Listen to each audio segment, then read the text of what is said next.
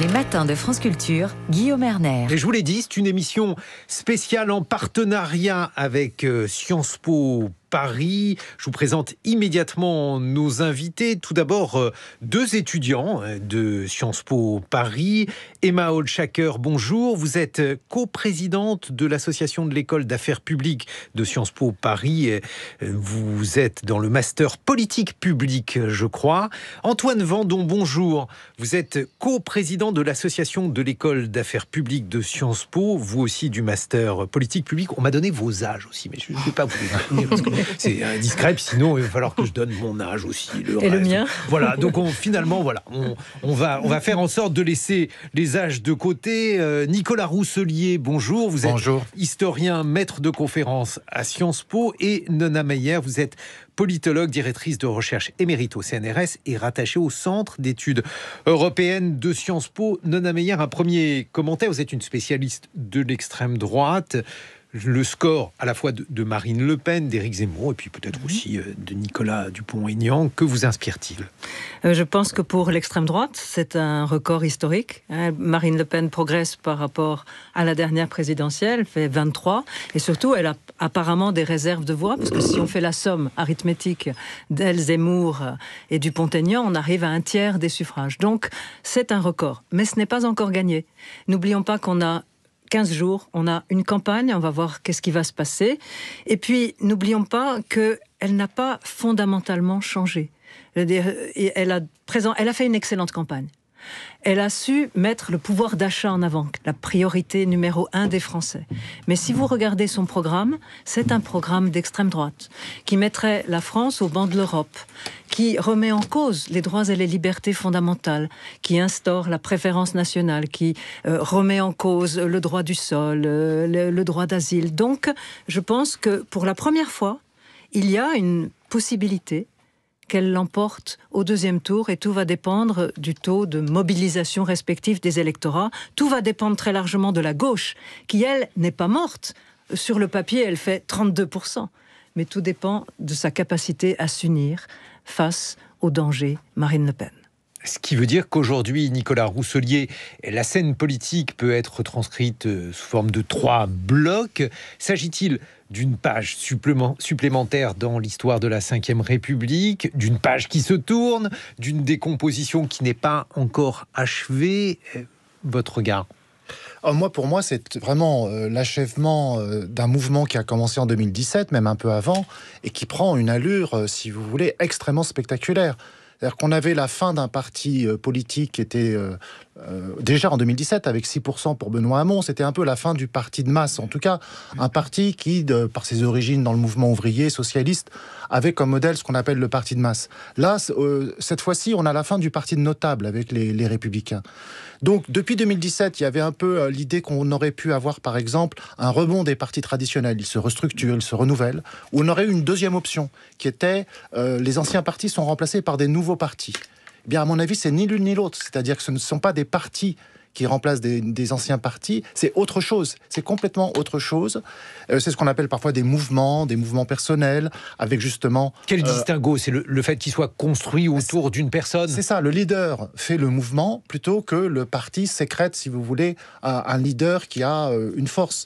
Moi, est-ce que ça n'est pas une logique dans la 5e, puisque l'incarnation pour la présidentielle est particulièrement importante? Finalement, il y avait une forme d'hypocrisie dans le fait de dire qu'on avait affaire à des partis auparavant, à cet égard, Nicolas Rousselier. Oui, il y a effectivement dans la 5e République, dans le fait que l'élection présidentielle est placée au centre de tout et mange tout, il y avait cet élément effectivement de personnalisation. Mais les partis politiques existaient. On a dit il y a un instant avec la chronique de la presse internationale, qu'est-ce qui se passerait en Allemagne si la CDU, les démocrates chrétiens d'un côté et les sociodémocrates de l'autre disparaissaient? On pourrait prendre l'exemple anglais, parce qu'en Angleterre, ils ont 2 grands partis qui ont 2-3 siècles de tradition. Qu'est-ce qui se passerait en Angleterre si le Parti conservateur et le Parti travailliste disparaissaient?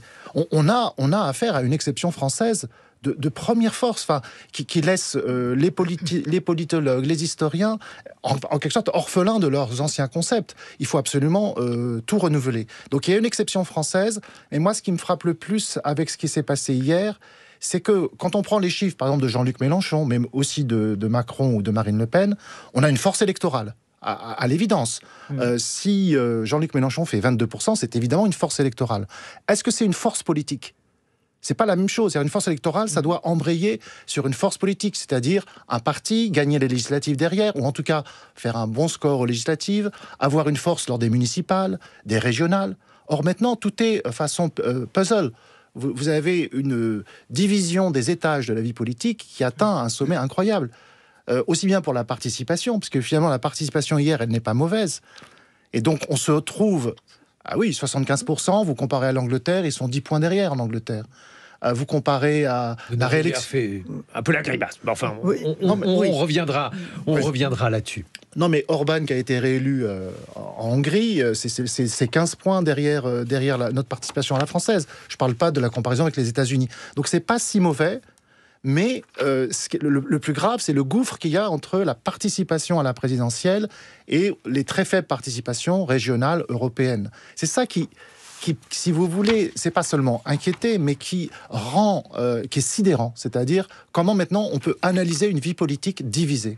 Le regard des étudiants, Emma Holschacker. Alors moi j'ai plutôt un regard sur la campagne qui s'est déroulée.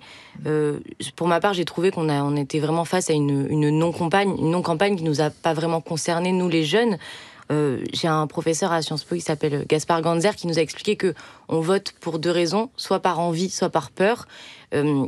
La peur, on l'a pas vraiment parce que l'extrême droite aujourd'hui, comme vous l'avez dit, a un peu changé, en tout cas a changé de masque, mais a toujours un masque et elle fait de moins en moins peur. Et pour ce qui est de l'envie, chez les jeunes, en tout cas, elle était complètement absente parce que des sujets qui nous intéressent vraiment n'ont absolument pas été évoqués durant cette campagne. Alors il y a eu un contexte international très particulier, mais on avait envie d'entendre parler beaucoup d'écologie, beaucoup d'éducation aussi. Moi, c'est un sujet qui me tient particulièrement à cœur, l'éducation.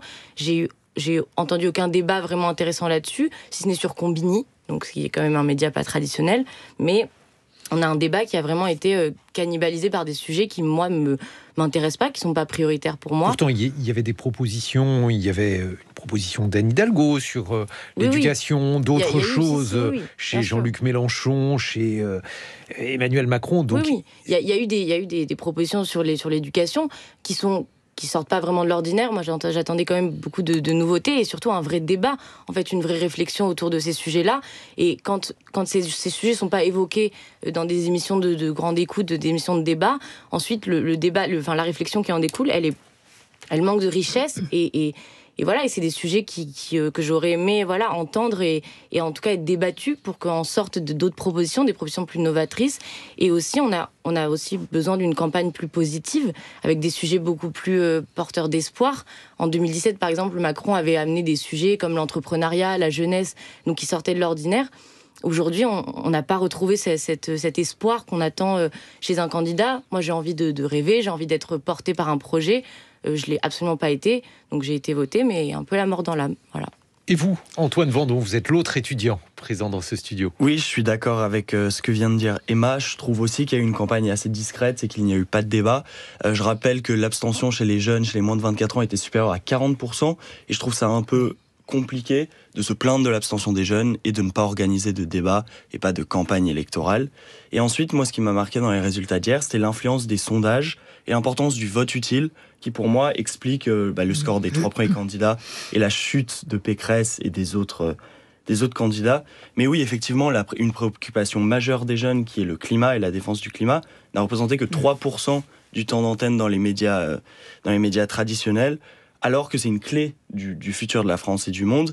Et on ne peut pas demander aux jeunes de participer à une vie électorale en ne les incluant pas et en n'incluant pas les thèmes qui les concernent. Mais là aussi, Antoine Vendon, je vous embête, il y a au moins un candidat, je parle du candidat écologiste, qui par nature, par destination, portait ces considérations-là. D'autres aussi, bien sûr, mais peut-être que le fait qu'ils appartiennent à d'autres mouvements masquait cela un peu. Et pourtant, le candidat écologiste n'a pas rassemblé particulièrement de suffrages et particulièrement peu chez les jeunes. Alors, je pense que l'écologie va beaucoup plus loin que le parti Europe Écologie Les Verts et qu'une énorme partie du vote pour Jean-Luc Mélenchon et dans une moindre mesure pour Emmanuel Macron, peut s'expliquer par cela. Les écologistes sont relativement divisés. Il y a les pro-nucléaires, il y a les anti-nucléaires. Yannick Jadot était anti-nucléaire. Voilà, je pense qu'il n'a pas fait le plein de tous les écologistes. Mais de manière générale, il n'a pas réussi à imposer, et c'est pas que de sa faute, mais le thème du climat a été très peu abordé, malgré la présence de ce candidat. Nona, mais il y a le fait qu'il n'y a pas eu de campagne, que la campagne a été jugée inintéressante. Qu'est-ce que vous en pensez ? Est-ce que c'est un jugement fidèle à ce qui s'est déroulé, ou s'agit-il d'une représentation des choses ? Mais ça dépend de quel côté on se place. Si on se place du côté de Marine Le Pen, elle a fait une campagne. Et elle a fait plutôt une bonne campagne, parce qu'elle a fait une campagne de proximité, parce qu'elle s'est déplacée dans des bourgs, dans des petites villes. Elle a pu jouer son refrain « Je défends les oubliés ». Donc elle a fait une campagne. Il n'y a pas eu de campagne au sens où il n'y a pas eu de grand débat. Et c'est ça qui manque, c'est-à-dire on a le sentiment que c'était une campagne loupée, quoi. Une campagne à la va-vite où chacun a fait son petit bonhomme de chemin. Donc de ce point de vue-là, oui, il n'y a pas eu de campagne. Et en plus, du coup, ça a empêché les problèmes, les vrais problèmes, comme ceux dont on évoquait à l'instant, l'écologie, d'être présents au cœur du débat. Parce que Marine Le Pen et Éric Zemmour, ils ont tiré tout le débat vers leur thème, vers l'immigration, alors qu'elle arrivait en 4e position des préoccupations des Français. Donc il y a eu une campagne loupée. Mais alors, ça aussi, c'est étonnant. Est-ce que ça signifie qu'ils ont réussi... Je parle principalement de Marine Le Pen, puisque elle est arrivée seconde à ce premier tour de l'élection présidentielle. Est-ce qu'elle a réussi à faire oublier les thématiques de l'immigration ? Est-ce que celles-ci sont très présentes dans l'esprit de ceux qui ont voté pour elle ? Bref, comment les choses se situent-elles ? Puisque généralement, le Rassemblement national n'est pas particulièrement présent sur les thématiques économiques ou particulièrement crédible. Ça dépend comment on veut le dire. Oui, ce qui m'a frappé pour la première fois, c'est que dans son électorat, on voyait que le pouvoir d'achat arrivait même avant l'immigration. Il y avait 30 points d'écart sur l'importance attachée à l'immigration entre eux et les autres. Mais Marine Le Pen n'a pas besoin de parler de l'immigration. On sait quelle est l'immigration. Quand vous interrogez ces électeurs, ils vous disent à 90% qu'il y a trop d'immigrés en France. Et Éric Zemmour a été très bien pour Marine Le Pen. Il a été le repoussoir et le contrepoint. Lui, il mettait tous ses thèmes sur le tapis et d'une manière radicale et violente. Elle n'avait rien à dire. Elle n'avait qu'à continuer son petit bonhomme de chemin et à dire que c'était le pouvoir d'achat. On oublie que c'était fraternité, pouvoir d'achat, les oubliés, mais en laissant de côté les étrangers, les immigrés et leurs enfants. Emma Hochschacker, le fait que le Rassemblement national soit un parti qui ait plutôt mobilisé les jeunes, qu'est-ce que vous en pensez ? Comment expliquer cette situation ? Qu'est-ce qui parle aux jeunes dans le discours de Marine Le Pen ? Alors, je ne sais pas ce qui parle aux jeunes parce que ça ne me parle pas vraiment à moi. Donc, c'est vrai que c'est compliqué de parler pour toute une tranche d'âge. En tout cas, ce qui est sûr et ce qu'on a remarqué, c'est qu'il y a eu une vraie banalisation de ce parti. C'est-à-dire que, par exemple, ce qui m'a frappé, c'est qu'on a une affiche électorale de Marine Le Pen où il n'y a pas écrit son nom de famille. Donc il y a écrit Marine, présidente, femme d'État. Il n'y a pas écrit Le Pen, il n'y a pas écrit Rassemblement national. Mais par exemple, est-ce qu'autour de vous, vous avez des amis, je ne sais pas, des collègues étudiants qui votent ou qui militent pour le Rassemblement national ? Alors, étrangement, en tout cas à Sciences Po, les jeunes qui ont ce genre d'avis votent plutôt Éric Zemmour parce qu'il représente plutôt cette classe un peu bourgeoise, un peu intellectuelle. Donc ces idées-là, elles ont plus été représentées, enfin en tout cas incarnées par Zemmour chez les jeunes de mon entourage. Antoine Vendon. Oui, comme vous l'avez dit, effectivement la jeunesse c'est beaucoup de choses à la fois. C'est les jeunesses des villes, les jeunesses des campagnes. C'est un mot qui veut un peu tout et rien dire à la fois. Donc c'est vrai que c'est un peu compliqué de parler pour l'ensemble de la jeunesse. Mais effectivement, Marine Le Pen a été complètement dédiabolisée par la présence d'Éric Zemmour. Elle s'est adressée aux jeunes, elle a fait des interviews chez Hugo Décrypte, chez Combini, chez Brut. Même, il y a eu un format de France Inter qui lui posait des questions sur sa vie personnelle, qui a beaucoup circulé. On a eu l'impression, en fait, que elle était moins dangereuse qu'auparavant, et je pense que ça concerne les jeunes parce qu'elle s'est adressée particulièrement à eux. Nicolas Rousselier, le fait que le Front National ait changé de représentation, là aussi par rapport aux autres partis politiques, par rapport à l'arrivée aussi d'Éric Zemmour, avec un recentrage peut-être en conséquence de la présence d'Éric Zemmour, le programme et la personne de Marine Le Pen a pu apparaître comme moins clivante. Oui, c'est vrai, mais moi je ne suis pas tout à fait d'accord avec la vision qu'on a de la campagne qui aurait été ratée. Première chose, et ça c'est assez objectif, il y a une extension du domaine, des instruments, des lieux et des arènes sur lesquels se passe la campagne électorale. Moi, je suis frappé de voir que, par exemple, il y a bien sûr les primaires, avec des débats télévisés qui ont été bien suivis. Il y a bien sûr les meetings qui ont été retransmis en direct. C'était déjà un peu le cas avant, mais je trouve qu'il y en a eu encore plus cette année. Il y a des capsules que l'on peut passer, vidéos. Vous parlez d'Hugo Décrypte, par exemple. Il y a beaucoup de choses, donc une sorte d'extension de l'assiette, du domaine par lequel on peut accéder à l'information politique. Donc la campagne, de ce point de vue-là, elle est plus forte, elle a duré plus longtemps. En fait, les électeurs, en quelque sorte, n'ont pas d'excuses parce qu'on était vraiment on pouvait facilement avoir accès. Deuxième remarque. Peut-être que cela signifie, pardonnez-moi, je vous coupe Nicolas Rousselier, peut-être que cela signifie que le président candidat a moins fait campagne que ce que les gens auraient voulu qu'il fasse ou... Oui, bien sûr. Bon, là, il y a le fait de la guerre en Ukraine. Qui est à la fois objectif. Des causes, en tout cas, il y a un fait qui peut donner cette impression-là. Oui, certes, mais ce que je voudrais dire plus profondément, c'est qu'en fait, il y a aussi une vision que nous pouvons avoir. Par exemple, des étudiants de Sciences Po, nous, des universitaires, on aimerait que la campagne électorale soit, si vous voulez, parfaitement rationnelle, développe des débats de manière intelligente, soit une espèce d'espace à la Habermas où on a une démocratie délibérative. Mais ça n'a jamais été ça, une campagne électorale. Qu'est-ce que c'est un espace à la Habermas ? C'est-à-dire qu'on délibère de manière rationnelle en s'écoutant les uns les autres. Il y a un vrai débat. Mais ça n'a jamais été ça, une campagne électorale sous la Ve République. Elle est toujours déceptive, elle crée toujours des déceptions parce qu'on trouve que c'est pas à la hauteur. Ça n'a jamais été à la hauteur, une campagne présidentielle. Nona Meyer. Une campagne, en fait, ça mobilise. Parce que beaucoup de gens savent déjà à l'avance quelles sont leurs préférences. Et la campagne, elle a comme unique fonction de dire, vous êtes sur cette ligne, allez-y, votez. C'est pas vraiment l'espace où on a le temps de faire des délibérations. Non, mais le problème qui a changé, c'est aussi les réseaux politiques, les réseaux sociaux, tout ce qui permettait de faire mobiliser. Moi, ce qui me frappe quand même, et dont on n'a pas assez parlé, c'est de l'abstention. Parce qu'elle est forte pour une présidentielle. La présidentielle, c'est l'élection la plus mobilisatrice, la plus personnalisée, ou même dans les banlieues les plus défavorisées, au moins là, on va voter. Et là, quand même, on est intermédiaire entre les 28% d'abstention de 2002 et les 22%. Donc, moi, je trouve qu'il y a quelque chose. Et en plus, on oublie que là, vous avez un problème aussi avant de mal inscrits. Vous avez toute une large partie du corps électoral potentiel qui n'a pas participé à ces élections. Donc, moi, ça me semble poser un problème. Pour moi, c'est moins l'abstention qui pose problème que l'indécision. C'est-à-dire qu'il y a de plus en plus d'électeurs indécis, mais les indécis ne font pas forcément des abstentionnistes. Il y a plein d'indécis qui se sont décidés au dernier moment. Ouais. Le phénomène le plus frappant, c'est que les indécis disent un peu quelque chose comme « vous n'aurez pas mon vote ». Vous n'aurez pas la confession et l'aveu de mon vote à l'avance. Et ils se décident en dernière minute, d'où les surprises d'hier soir. Emma Hochschacker, justement, alors qu'est-ce qui pourrait décider les indécis selon vous personnellement, j'attends de cet entre-deux tours une vraie campagne avec un président sortant qui fait aussi, lui, une vraie campagne, qui s'investit et des messages porteurs d'espoir, des vrais projets qui rassemblent aussi.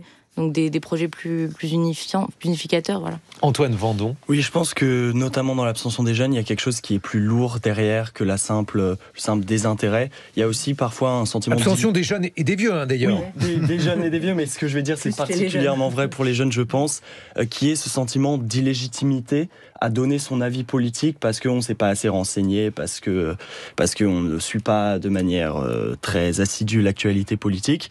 Et je pense que c'est très important de rappeler que c'est le principe d'une démocratie, que tout le monde ait son mot à dire, peu importe son niveau de renseignement sur les candidats. On va poursuivre cette matinale exceptionnelle en partenariat avec Sciences Po Paris, tenter de comprendre si une page se tourne ou bien si on n'a pas encore terminé de lire la page, peut-être la page de la décomposition, peut-être la page de la recomposition. Nous sommes en compagnie de Nona Meyer et de Nicolas Rousselier avec deux étudiants de Sciences Po, Antoine Vendon et Emma Hochschacker, d'autres étudiantes et étudiants de Sciences Po à suivre, Eline Robert et Alzbeta Vitkova. Ils seront Également accompagné du directeur de Sciences Po Paris, Mathias Fischra. Il est 8h sur France Culture. Dans quelques instants, nous retrouverons nos invités, la politologue Nona Meyer et l'historien Nicolas Rousselier pour cette matinale spéciale pour décrypter bien sûr les résultats du premier tour de l'élection présidentielle. Une émission en partenariat avec Sciences Po Paris et nous serons en compagnie de 2 étudiantes de Sciences Po qui nous donneront également leur regard sur ce qui vient de se produire dans 30 minutes. Quentin Lafay Et Maintenant évoquera la découverte dans le corps humain, notamment dans le sang et les poumons de microplastiques. Pas de carnet de philosophie aujourd'hui. Géraldine Mosna-Savoie, un mot d'excuse. Arnaud Laporte recevra le comédien et réalisateur Alex Lutz et puis un billet politique avec vous. Frédéric Saïs, bonjour. Bonjour Guillaume, bonjour à tous. Quels enseignements tirez-vous de ce premier tour ?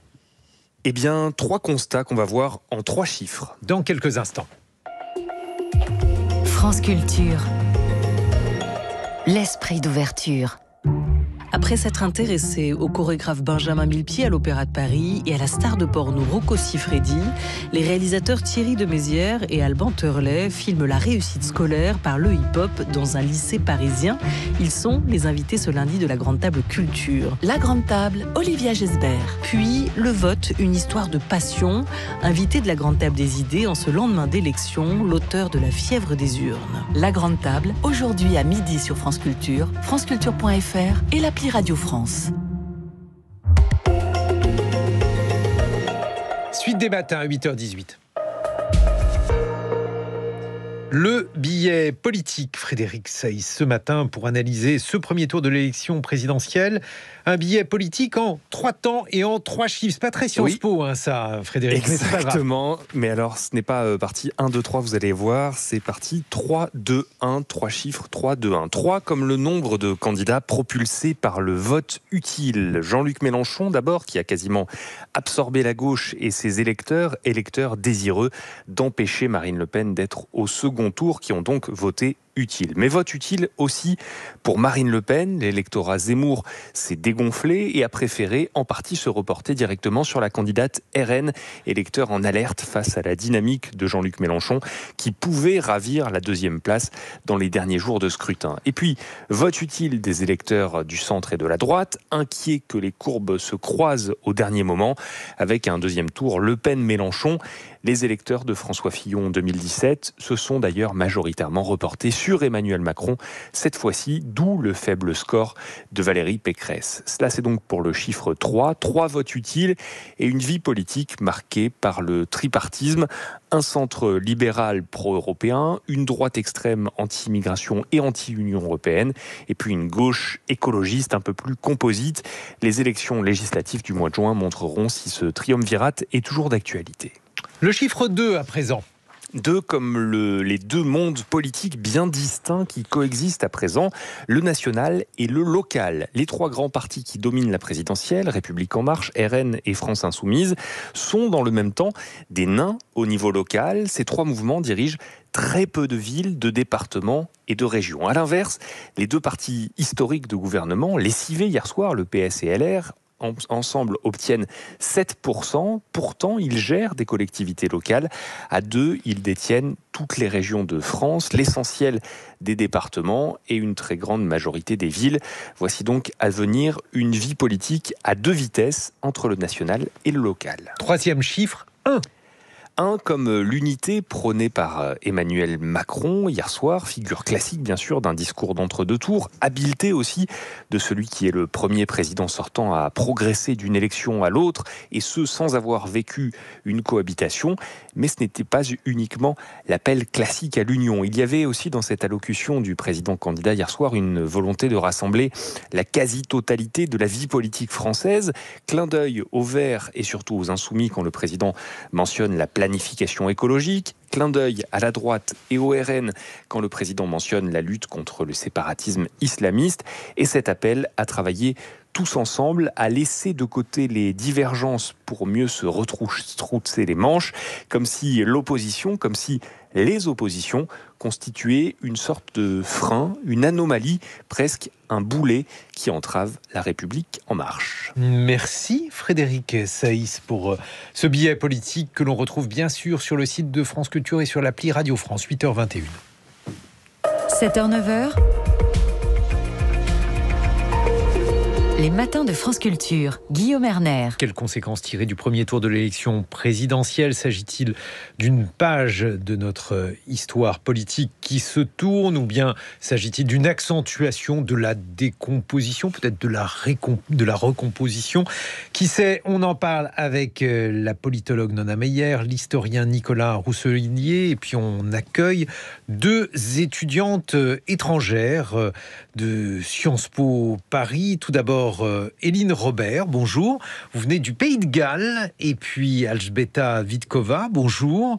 Vous êtes tchèque et étudiante en master international à Sciences Po Paris. Votre regard, Alžbeta Vítkova, sur la situation politique française ? Alors pour moi, il y a 2 remarques qui sont très importantes pour moi. La première remarque, c'est que l'échec de la candidate du Parti socialiste, Anne Hidalgo, a été une grande surprise pour moi. Mais de l'autre côté, si je compare ces situations à la situation dans mon pays, en République tchèque, ce n'est pas aussi surprenant parce que le Parti socialiste, chez nous, lors des dernières élections, il n'a même pas atteint le seuil pour monter au Parlement. Donc, je crois que ça, c'est vraiment une chose qu'il faut revisiter pour les partis traditionnalistes. Et il faut vraiment voir les inégalités croissantes parce que cela nous montre aussi que le deuxième et le troisième candidat, Mélenchon et Le Pen, ce sont des candidats d'extrême droite et d'extrême gauche. Donc le prochain candidat, il doit vraiment savoir réconcilier les 2 camps adversaires. Et la deuxième remarque que j'ai eue, c'est déjà la remarque qu'elle a été faite par Emma Olschacker dans l'autre étudiante. Tout à fait. Donc elle a évoqué le rôle de la jeunesse qui n'est pas assez accentué. Et je trouve que, par exemple, hier soir, j'ai regardé l'émission et une des candidates a mentionné que cette élection va influencer non seulement le prochain quinquennat, mais aussi les prochaines 50 années. Mais pourtant, je ne trouve pas des intérêts des jeunes représentés. Ce sont des préoccupations sociales, environnementales, la précarité, l'éducation, l'avenir professionnel. Donc il faut vraiment accentuer plus du thème pour les jeunes parce que sinon on ne va pas échapper au cercle vicieux parce que si les jeunes ne sont pas représentés, ils ne peuvent pas aller voter. Vous en pensez quoi, Éline Robert ? Vous êtes l'autre étudiante présente dans ce studio. Oui, mais pour moi, je pense que c'est vraiment intéressant en fait que la majorité des jeunes, ils ont voté pour Jean-Luc Mélenchon, donc c'est assez intéressant maintenant que ils devront choisir entre Marine Le Pen et aussi Emmanuel Macron, mais je pense que si on parle sur le niveau un peu plus international, je pense que c'est assez effrayant si on aurait Marine Le Pen comme candidat. Maintenant, on voit par exemple que la France est là en valeur dans l'Union européenne, mais aussi dans le monde entier. Et si on regarde la guerre en Ukraine en ce moment, ces élections sont vraiment importantes, non seulement pour l'avenir de l'Union européenne, mais aussi pour l'avenir de la Conseil de sécurité des Nations Unies et pour la situation en Ukraine. Donc pour moi, c'est assez intéressant que c'est une réélection, on peut dire, de 2017 et on me demande vraiment qu'est-ce qui va passer. Si on regarde le Royaume-Uni, oui, on a eu le Brexit, mais en fait, la partie d'extrême droite UKIP n'a pas eu de vraie influence dans le Parlement. Oui, ils ont eu des sièges dans le Parlement gallois, mais l'influence n'est pas très forte. Et pour moi, c'est assez intéressant. Par exemple, au Royaume-Uni, dans le Parlement britannique, on a l'influence des partis conservateurs, mais dans le Parlement gallois, c'est plutôt l'influence des partis nationaux du Pays de Galles et les partis des travailleurs. Donc, si on regarde la France, c'est vraiment des politiques du centre et de droite. Donc, le point le plus important, je pense, le plus effrayant pour moi, c'est le fait qu'un tiers des Français ont voté pour une partie d'extrême droite. Donc, on demande qu'est-ce que c'est l'avenir pour la France dans les prochaines tours des élections présidentielles, mais aussi pour l'Union européenne et pour le Conseil de sécurité des Nations Unies. Merci. Justement, Nona Mayer, à cet égard, on avait expliqué que la guerre en Ukraine allait pratiquement supprimer l'élection, l'intérêt pour cette élection, voire les débats. Est-ce qu'il s'est déroulé effectivement cela? Est-ce que les choses ont été différentes en ce sens que finalement la guerre, après le premier moment, a été reléguée au second plan? D'abord, elle a servi pour un temps la popularité d'Emmanuel Macron. Et puis ensuite, la bulle s'est dégonflée et Marine Le Pen a très bien su utiliser cet argument de la guerre pour en souligner les conséquences économiques. Non pas d'ailleurs les conséquences de la guerre, mais les conséquences des sanctions, ce qui était un moyen superbe pour elle, indirectement, de critiquer Emmanuel Macron tout en disant « je suis la candidate du pouvoir d'achat ». Et elle a réussi à faire oublier ses affinités avec Poutine, le fait qu'elle a reçu de l'argent russe en 2017, le fait qu'elle l'a rencontré, qu'elle avait de l'admiration pour lui. Donc elle a très bien joué là-dessus. Et la guerre en Ukraine n'est pas la première préoccupation des Françaises et des Français. C'est le pouvoir d'achat, c'est la vie quotidienne, c'est la difficulté à s'en sortir à la hausse des prix. Et elle a joué là-dessus. Nicolas Rousselier. Oui, sachant qu'il y a une liaison entre la guerre en Ukraine et le pouvoir d'achat, justement, parce que la guerre en Ukraine fait craindre une augmentation des prix. Et mais alors, on le voit déjà. Nicolas Rousselier, est-ce que la guerre en Ukraine n'a pas pu jouer en sens inverse contre les, par exemple, partisans de sanctions, parce que précisément, il y a un risque, une peur, en tout cas, avec la question du pouvoir d'achat, que cette guerre, finalement, ne soit supportée de manière indirecte par la population française, par ceux qui doivent boucler leur fin de mois? C'est possible, mais je trouve que la guerre en Ukraine a un effet extrêmement classique en politique, c'est-à-dire de souligner l'importance du leader dans un pays, dans une nation. Donc ça a bénéficié à 3 personnalités qui ont chacun une forme de leadership, qui peuvent donc en fait supposer guider le pays, donc le président sortant, Marine Le Pen, et notamment Jean-Luc Mélenchon.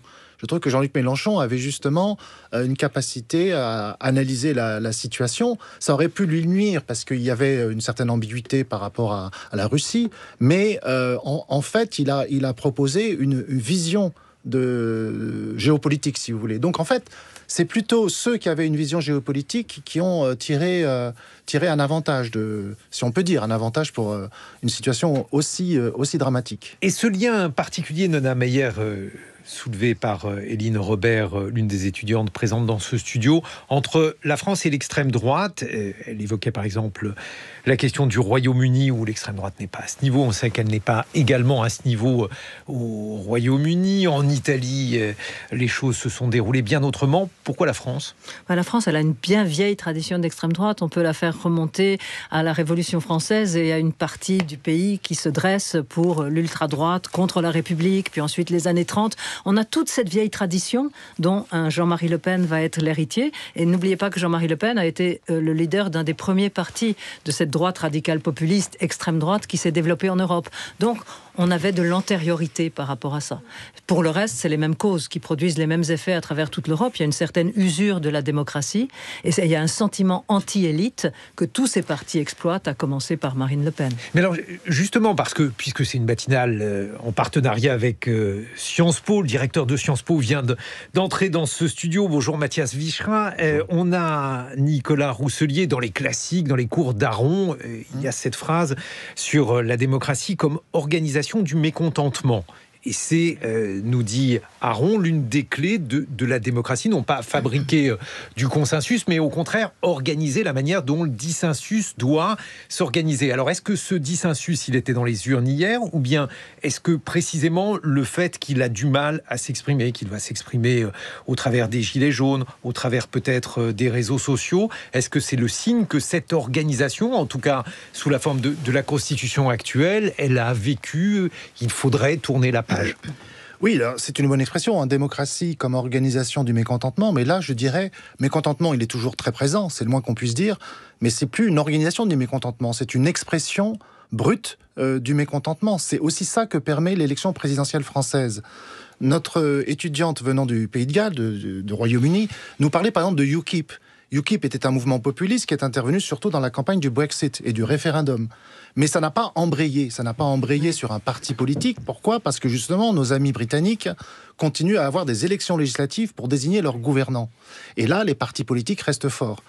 Nous, avec notre élection présidentielle qui mange tout le reste, qui en fait éloigne les autres élections du centre, nous avons cette possibilité d'exprimer le populisme dans l'élection présidentielle. Donc, on réussit encore à l'intérieur du système politique à traiter ces colères ou ce mécontentement. Est-ce qu'on réussit à les refroidir ? Parce que là aussi, on explique classiquement en sciences politiques que la politique, les syndicats, ça sert à refroidir les colères, à les problématiser, parfois aussi à leur trouver des solutions. Oui, mais Guillaume Erner, vous parlez de sciences politiques et vous citez partis et syndicats. Vous êtes sur les critères ou les concepts de la vieille science politique, si je peux me permettre. Hein.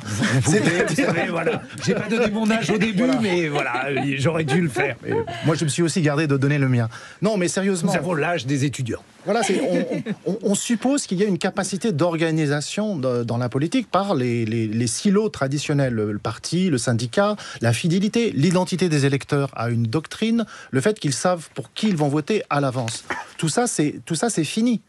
Et c'est d'ailleurs, effectivement... Justement, je voulais vous demander si le vieux monde était derrière nous. Absolument, absolument. Mais le nouveau monde n'est pas non plus n'importe quoi. C'est pas une sorte d'anarchie des électeurs qui votent comme ça un peu n'importe comment à la dernière minute. Non, c'est remplacé par des formes nouvelles qu'il faut analyser, qu'il n'est pas facile de les analyser. Mais fondamentalement, on est dans une sorte de révolution française à bas bruit, parce que on ne sait pas exactement maintenant comment on peut définir notre vie politique. Mais alors justement, Éline Robert, vous qui regardez la France avec votre regard de galloise, est-ce que vous trouvez que ces colères françaises, ce mécontentement, est-il justifié ? Est-ce qu'il est moins bien traité en France qu'il ne l'est par exemple au Royaume-Uni ?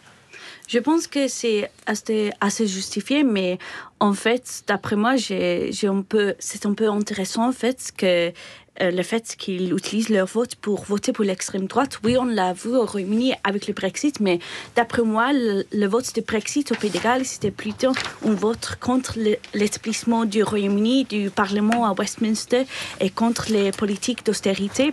Donc, on demande maintenant comment va se dérouler en France et si on peut dire que si on va avoir Marine Le Pen comme la prochaine présidente, comment ça va passer sur le niveau européen, mais aussi sur le niveau international. Donc, je pense que c'est assez effrayant l'avenir pour la France et peut-être l'Union européenne aussi.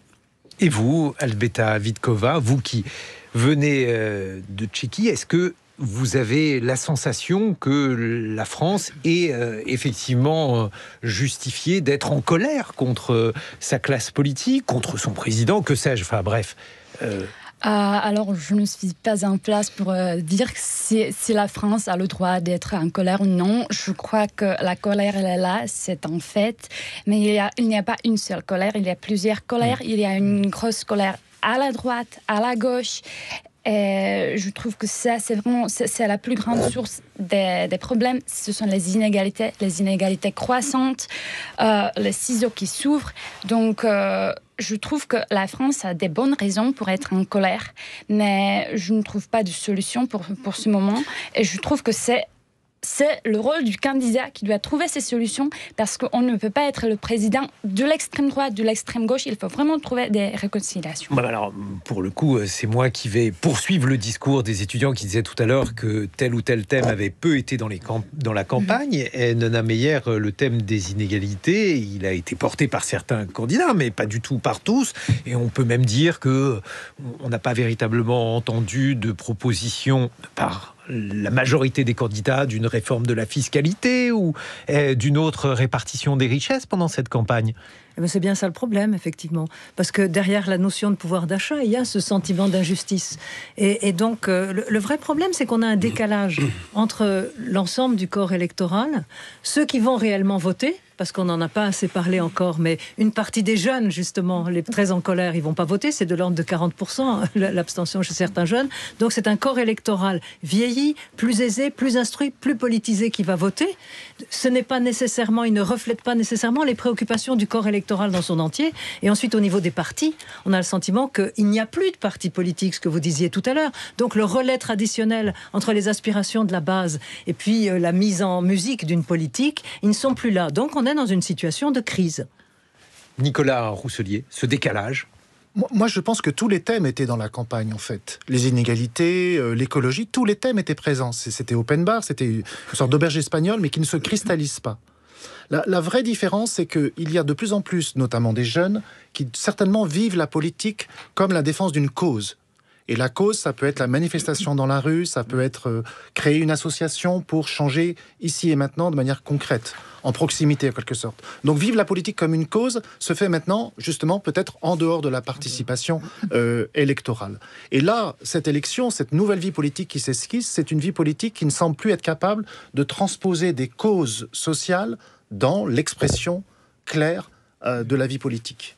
On continue dans cette matinale de décrypter les résultats du premier tour de l'élection présidentielle. C'est un partenariat avec Sciences Po Paris. Nous sommes avec des étudiantes de Sciences Po Paris et avec le directeur Mathias Vichra. Il y a un thème qui a été esquissé par certains dans la campagne, c'est le fait qu'il y aurait une fracture particulière dans notre pays entre ce que d'aucuns appellent l'élite et de l'autre côté le peuple. Cela a même été théorisé par certains, notamment chez Marine Le Pen. Qu'est-ce que vous en pensez, vous qui dirigez une école qui peut, à certains égards, incarner justement l'élite de la France? Je sais que France Culture, à d'autres égards, peut être son pendant radiophonique.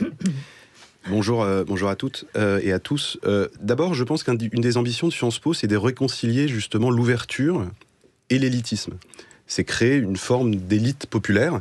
Et d'ailleurs, quand on voit la dernière campagne d'admission à Sciences Po, c'est 97% de mentions très bien au bac et 30% de boursiers, avec une ouverture géographique plus forte, puisque seuls 30% des admis et des admises viennent d'Île-de-France.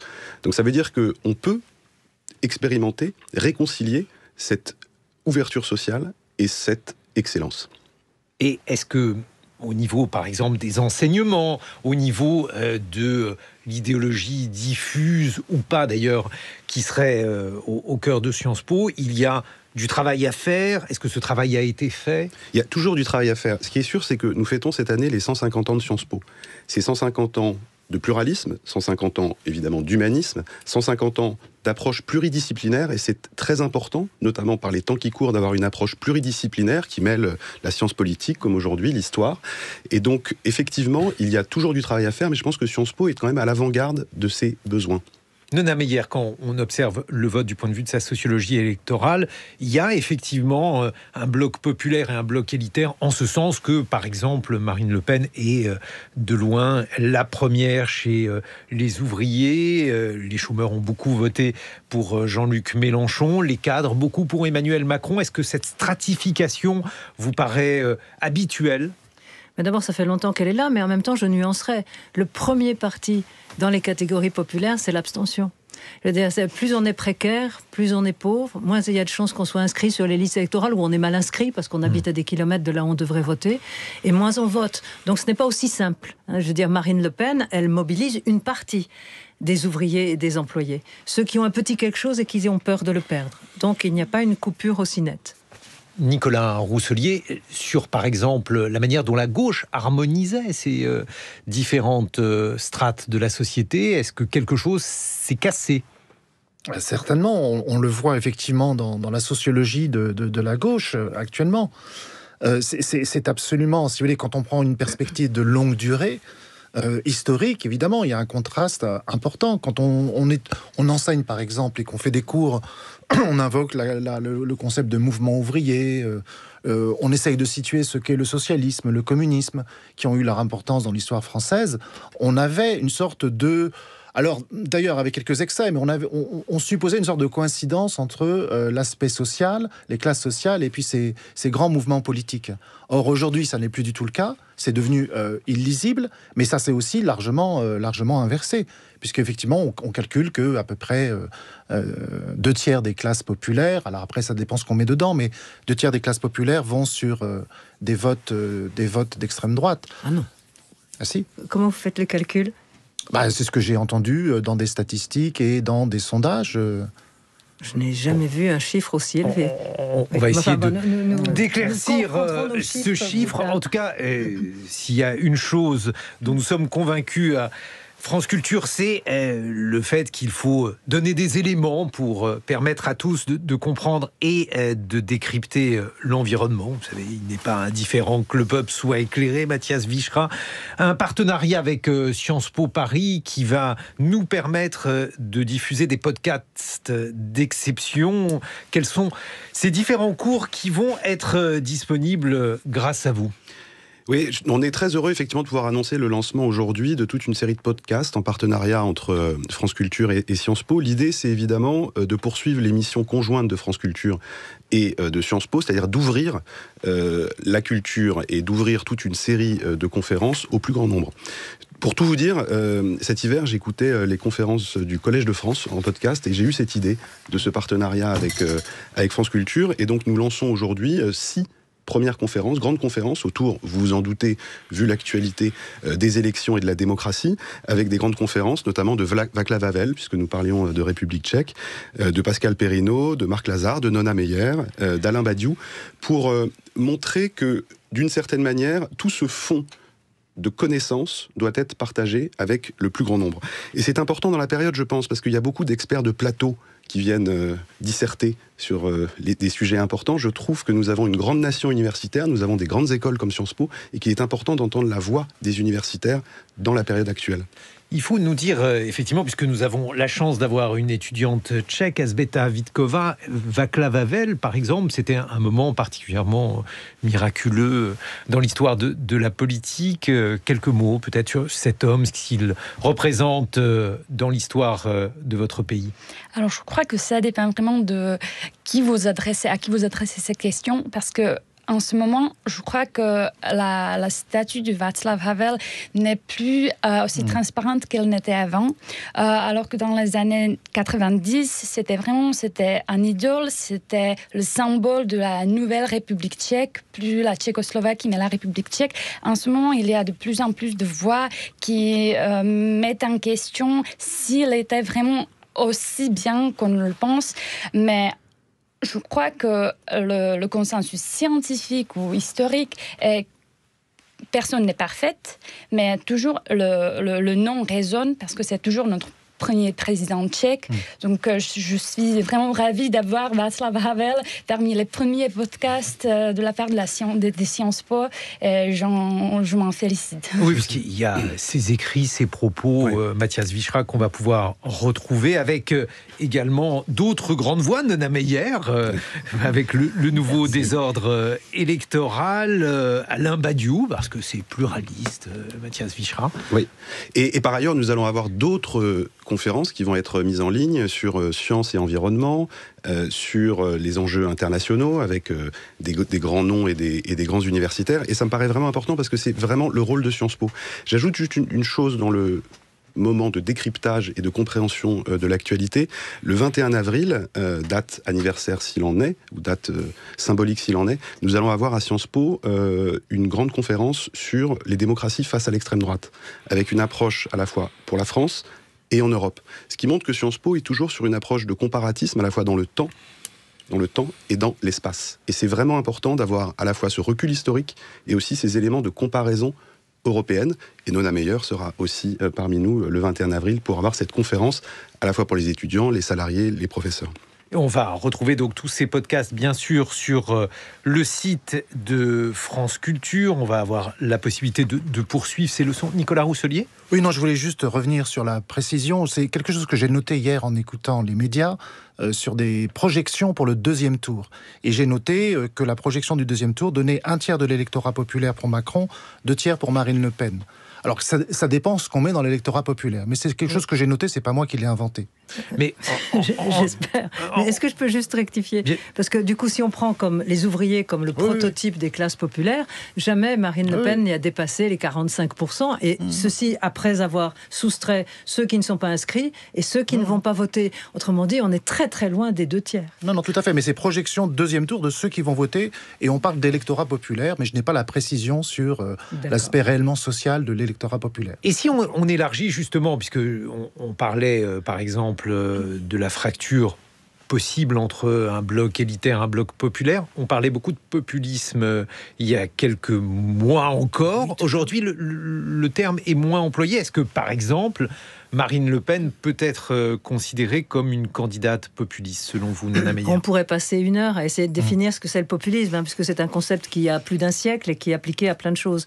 Mais si on le prend à son essence, qui est être critique des élites. Alors là, oui, Marine Le Pen est populiste. Simplement, populisme, c'est un concept mou. Ça suffit pas à qualifier. Donc Marine Le Pen, c'est le terme en sciences politiques, c'est droite radicale populiste. En précisant que Marine Le Pen appartient à une famille de partis qui non seulement est anti-élite, mais qui en plus est autoritaire et xénophobe, nativiste, comme dit Casmoud. Donc c'est un tout petit peu plus compliqué, mais le terme n'a pas disparu. Simplement, il est moins disqualifiant pour ces partis que le bon vieux terme d'extrême droite.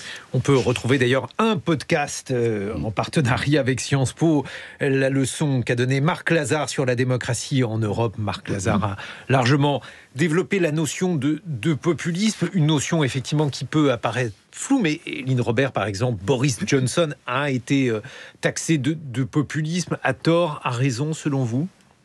Oui, je pense juste à certains moments, mais je pense qu'au Royaume-Uni, il est vraiment conservateur. Et si on regarde le Royaume-Uni en ce moment, et si on regarde les inégalités, il y a vraiment beaucoup d'inégalités. Par exemple, le 1er avril, le prix des gaz et l'électricité a monté par 54%. Donc, c'est vraiment, si on regarde maintenant, c'est assez effrayant pour les classes populaires là. Mais oui, je pense que Boris Johnson, c'est son parti et il est un caractère personnage populiste. On a le vu dans les dernières élections. Et en fait, c'est assez intéressant parce qu'il y a beaucoup de la classe ouvrière, de la classe populaire qui donnent leur vote pour le parti conservateur au lieu du parti travailleur. Donc, je pense que c'est intéressant. Bon, un dernier mot, Mathias Vichra, donc sur ces podcasts qui vont permettre le décryptage de l'élection présidentielle en partenariat avec France Culture. Bon, ça n'est pas populiste, c'est populaire. On va vous donner à tous. Oui, évidemment, nous avons eu une activité importante et nous allons continuer à en avoir une. Le CEVIPOF, par exemple, continue à développer une activité, une analyse des résultats de l'élection présidentielle. Nous avons aussi notre école de journalisme à Sciences Po qui a fait ce travail-là. Je voudrais juste ajouter, pardon, de le faire à ce moment, mais que nous lançons aujourd'hui un site sur les 150 ans de Sciences Po qui traverse donc l'histoire politique de la France et avec toute une série de documents à regarder et qui permettent de montrer le rôle de Sciences Po dans l'histoire de la France et au-delà, puisque Sciences Po a aussi une approche internationale. Merci Mathias Vichra, directeur de Sciences Po. Merci Nona Meyer, Nicolas Rousselier, respectivement politologue et historien. Et merci aux deux étudiantes de Sciences Po qui nous ont accompagnés, Éline Robert et Ajbeta Vidkov.